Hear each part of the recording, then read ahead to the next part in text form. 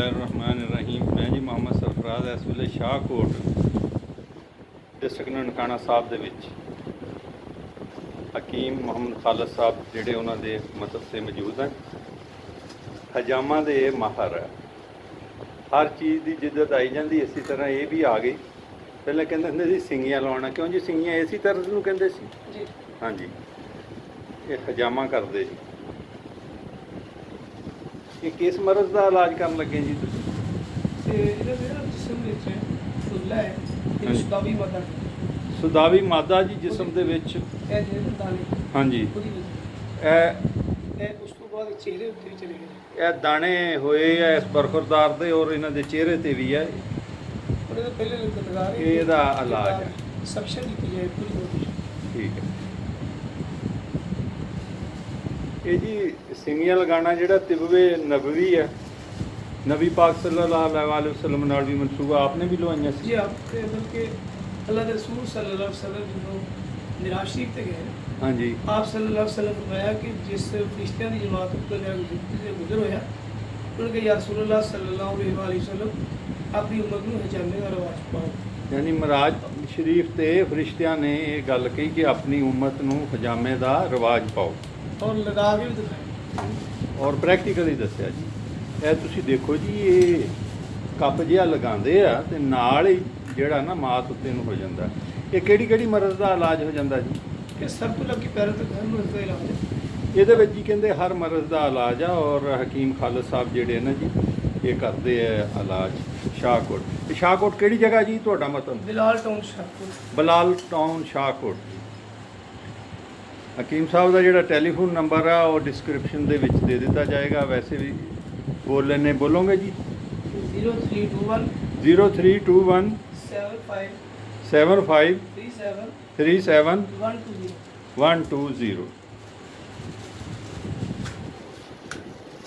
अच्छा जी, ये कोई पॉइंट होंगे जिसम दे जिथे जिथे करना होंगे? जी जी फर्स्ट पॉइंट खास पॉइंट होंगे जी। ये उन्होंने पॉइंटां दे करते हैं या हर मरज़ दे अलहदा पॉइंट होंगे?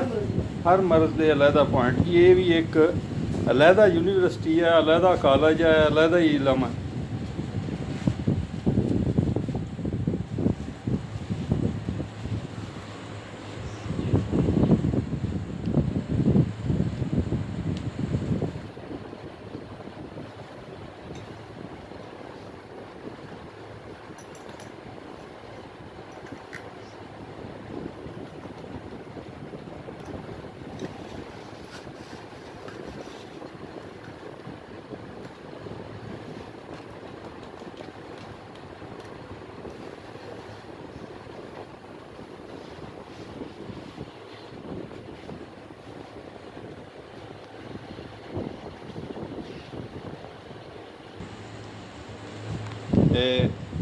ਭਾਈ ਜੀ ਕੀ ਨਾਮ ਤੁਹਾਡਾ?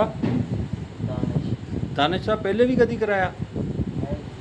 ਦਾਨਿਸ਼ ਸਾਹਿਬ ਜੀ ਪਹਿਲੀ ਦਫਾ ਕਰਵਾਉਣ ਲੱਗੇ ਹਜਾਮਾ। ਦਾਨਿਸ਼ ਕੋਈ ਤਕਲੀਫ ਹੋ ਰਹੀ ਹੈ? ਮਤਲਬ ਕਿ ਹਲਕੀ ਹਲਕੀ ਖਾਰਿਸ਼ ਨੁਮਾ ਹੈ? ਹਾਂ।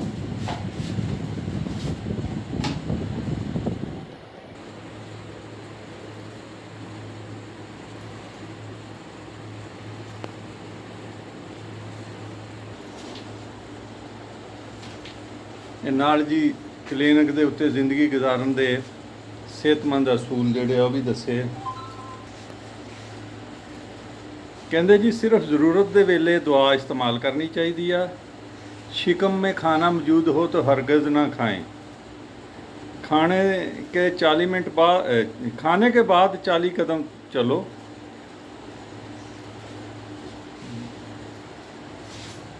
बर पेट खा लिया यानी पेट भर लिया खा लो तो पाएँ पहलू सोना चाहिए। बाएँ सी बाएँ जी हाँ बाएँ उन्हें नुक्ते दो बद पाते पे पाता। मौसम रुखसत हो रहा हो तो उस वक्त मेवा ना खाओ। कोई भी मौसम या कोई खास मौसम या ये इस तरह हो गई जी फल वेले का गल वेले की तो फल मौसम का यानी मौसमी चीज़ां खाओ। इस तरह और एक बाद आम है हाँ जी वो साढ़े खान के काबिल नहीं है। हाँ जी जिस हर चीज़ जी ना वेले की नमाज एक वेले दी टक्करां भी कहा जा सकता। गोश्त सिर्फ नौजवान जानवर का खाओ। और 7 नंबर भी पढ़ लिया। 8 है मसवाक पाबंदी से करो। गोश्त पर गोश्त ना खाओ, क्योंकि गोश्त पर गोश्त खाने से जंगलों में शेर हलाक हो जाते हैं। जब तक इंतजाम ना हो हाँ जी, हज़म हो जाए तो फिर खाओ।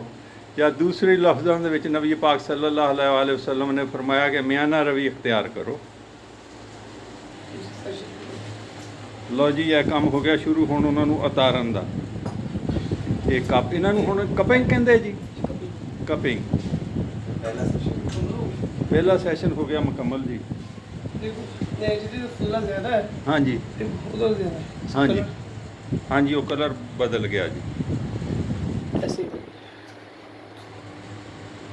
ਇਹ ਵੀ ਦੇਖ ਲਓ, ਜਿਸ ਜਗ੍ਹਾ ਦੇ ਉੱਤੇ ਸੁਦਾਵੀ ਮਾਦੇ ਜਿਹੜੇ ਜ਼ਿਆਦਾ, ਉਹ ਜਗ੍ਹਾ ਦਾ ਰੰਗ ਹੋਰ ਹੈ।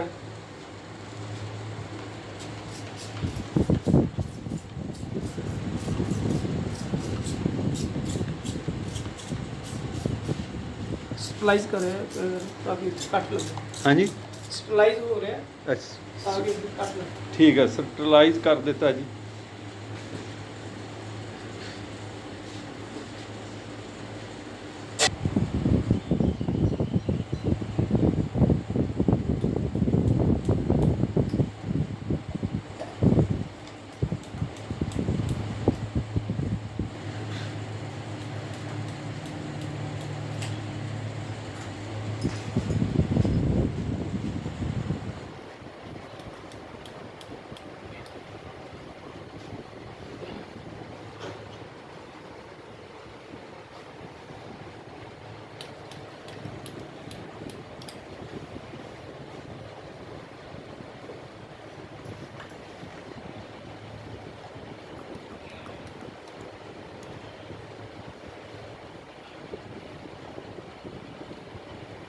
हर पेशेंट ਦੇ डिस्पोजेबल कप इस्तेमाल किए हैं।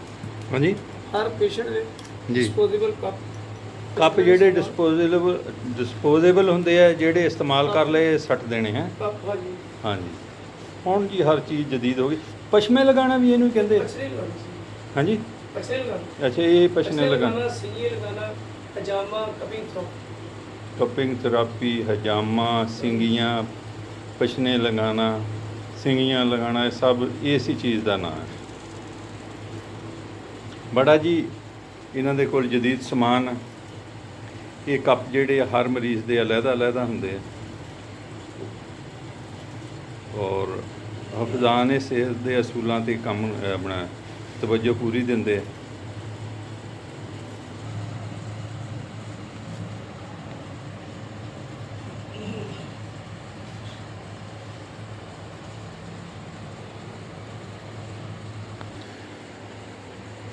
ਹਕੀਮ ਸਾਹਿਬ, ਇਹ ਜਿਹੜਾ ਹੈ ਥੈਰੇਪੀ, ਇਹਦਾ ਕੋਈ ਟਾਈਮ ਵੀ ਹੁੰਦਾ ਹੈ ਜਾਂ ਜਦੋਂ ਮਰਜ਼ੀ ਕਰਾ ਲਓ?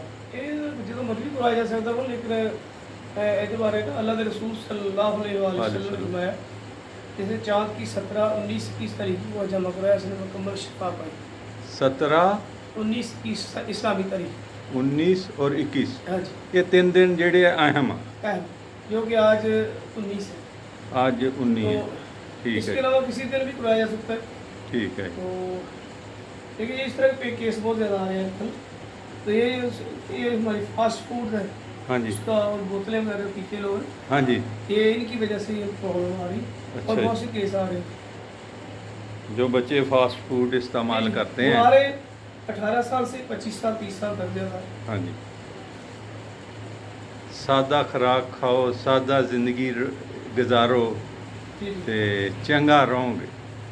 ज़्यादा जो हम सब्जियों का इस्तेमाल कम करते हैं, वो करना चाहिए। हम सब्जियों को सब्जियां का इस्तेमाल फ्रूट ज़्यादा का करना इस्तेमाल। चाहिए।